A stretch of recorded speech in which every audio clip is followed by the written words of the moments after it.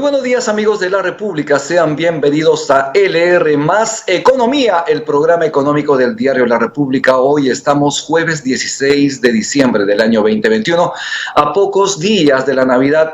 Hoy vamos a abordar un tema importantísimo sobre los esfuerzos que realiza el sector empresarial para el combate contra la corrupción. Y vamos de inmediato con el programa. La corrupción no solo es un golpe a la moral y a los principios de un país, es un golpe a la economía de todos los peruanos. Según estimaciones de la Cámara de Comercio de Lima, para el año pasado, las pérdidas económicas debido a la corrupción es de aproximadamente 22.000 millones de soles. Lo repito, 22.000 millones de soles.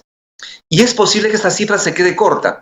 Es una lacra que debe ser combatida en todo ámbito y desde el lado empresarial hay esfuerzos para combatir la corrupción. Sobre esto vamos a hablar hoy con Hernán Lanzara, presidente de la Comisión de Integridad y Lucha contra la Corrupción de la Cámara de Comercio de Lima. Muy buenos días, señor Hernán Lanzara. Muy buenos días, Rumi, y un saludo especial a todos tus seguidores. Muchas gracias. Muchísimas gracias, muy amable. Junto a usted vamos a presentar la pregunta del día, la vamos a ver en pantalla. ¿Cómo debe aportar el sector privado en la lucha contra la corrupción en el país? Lo invitamos a responder, lo invitamos a compartir el programa en sus redes sociales. Nuevamente estamos con Hernán Lanzara, nuevamente bienvenido al programa. En principio, ¿qué tanto daño le hace la corrupción a nuestra economía? Mira, Rumi, el daño, como tú ya de alguna manera has expresado con esta cifra impactante, devastadora que nos has dado, es inmenso. Muchas veces las personas no entienden que cuando hablamos de la economía y el perjuicio que puede generar, esto tiene un impacto directo con la población y con los menos favorecidos. Cuando se habla a veces de cosas en términos económicos, se habla de, o se piensa que se habla de la empresa, de las ganancias de una empresa o de un sector determinado.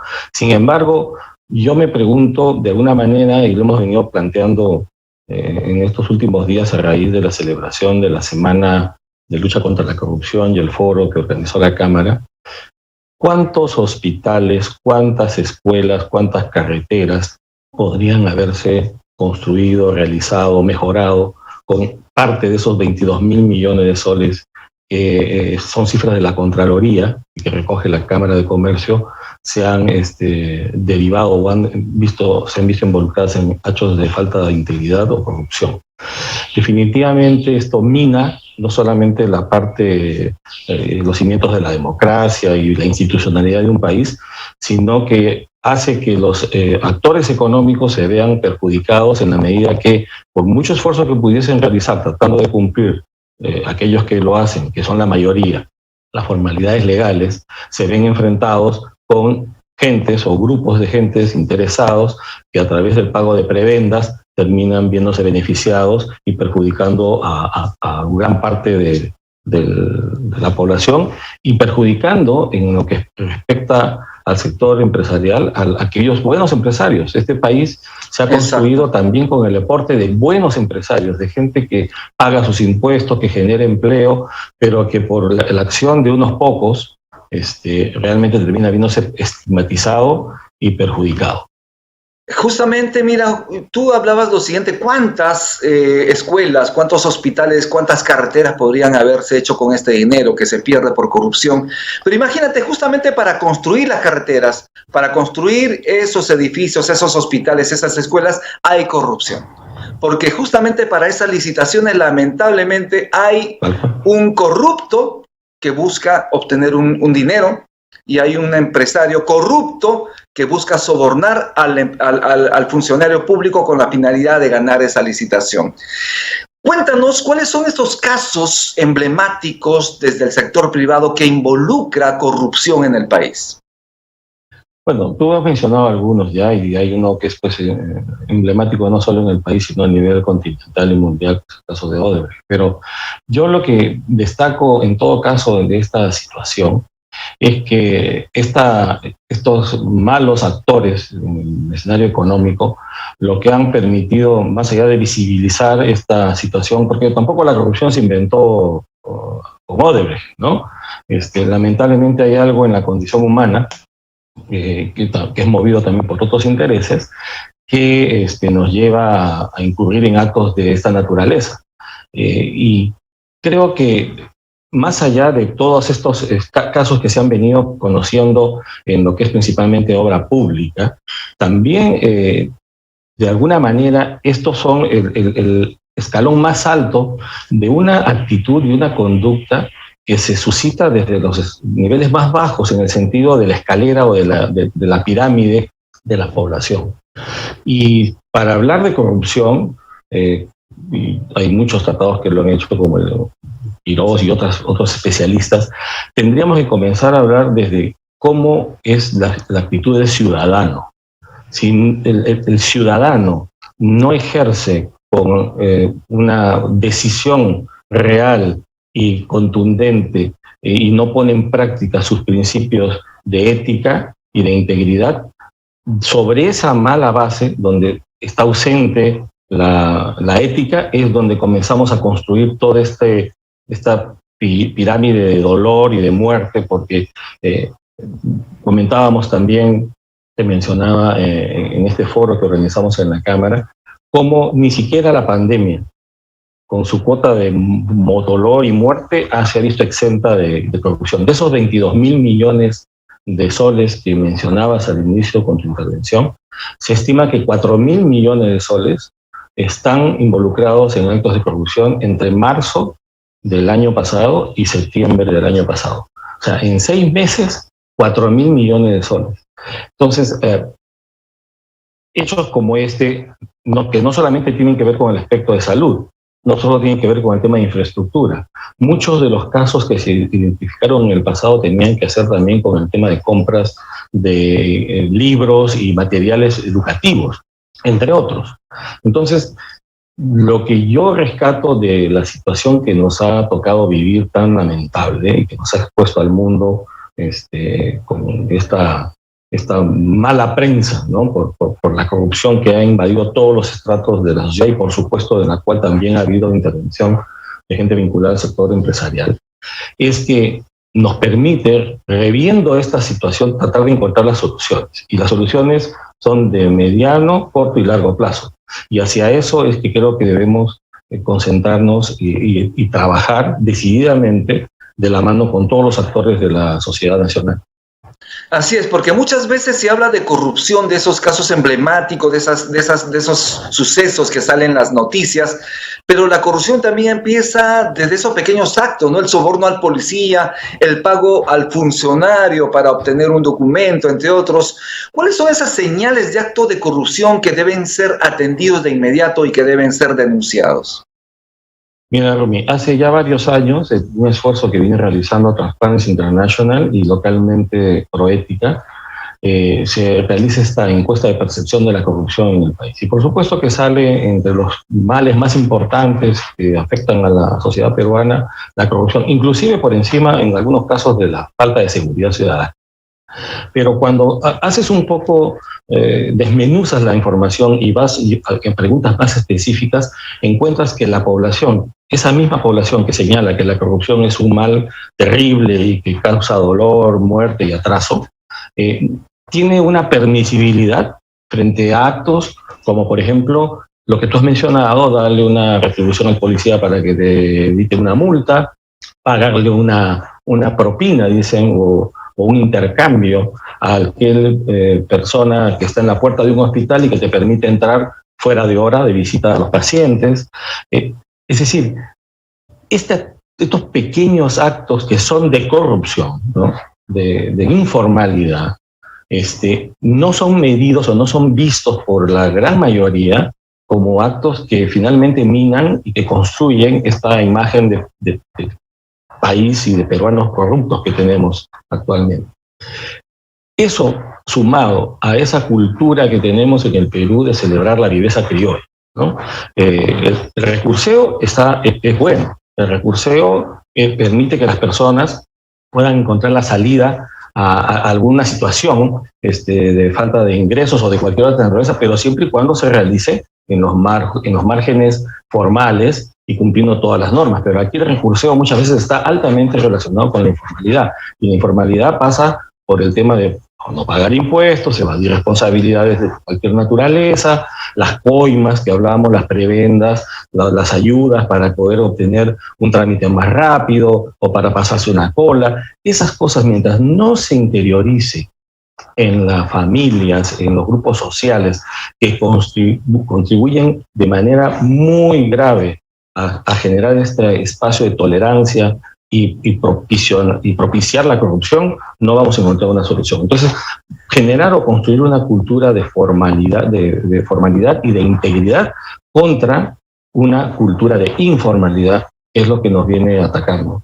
Y entonces, hay perdón, me ibas a hacer una pregunta, creo. Sí, Hernán, sí, justamente es muy interesante lo que dices, tiene que ver con educación, tiene que ver con principios, con valores, y estos surgen precisamente desde casa, porque en gestión pública enseñan 4 principios fundamentales. En principio, la ética, que tiene que ver con esos principios que surgen en casa, que se deben acentuar en casa.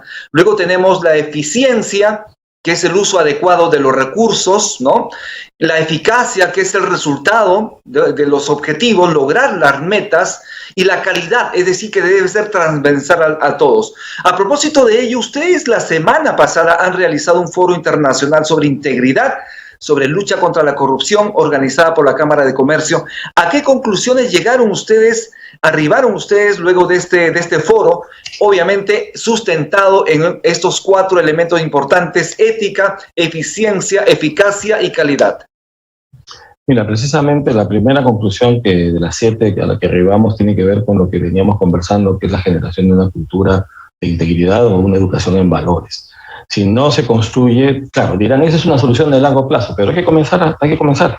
O sea, en algún momento hay que hacer un punto de quiebre para poder, a partir de esto, comenzar a construir. Y en paralelo se podrán hacer y llevar a cabo otras actividades, pero en la medida que no se realice y no se mejore y no se fortalezca los puntos que tienen que ver con los acápites que has mencionado, en la formación de los distintos niveles de educación, desde la básica, inicial, básica, regular y universitaria técnica, no vamos a lograr un cambio de ciudadanía ni vamos a mejorar las condiciones de un Perú de cara al tercer centenario, ¿no?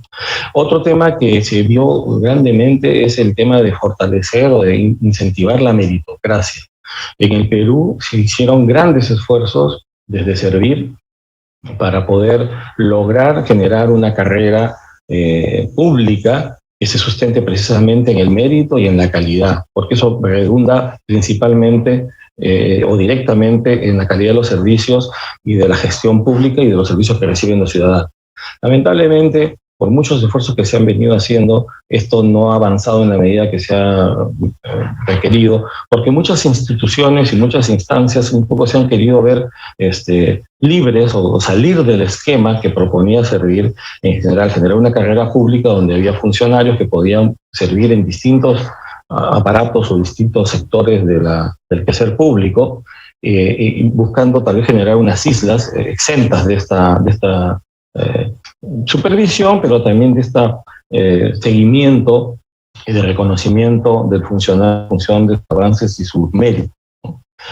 Otro aspecto importantísimo es el de fomentar la transparencia en las organizaciones, y no solo hablo de las organizaciones públicas, hablamos de todas, de las empresas, las organizaciones académicas, las organizaciones de la sociedad civil. En la medida que transparenten sus procedimientos, también estaremos más confiados sobre la gestión que vienen realizando.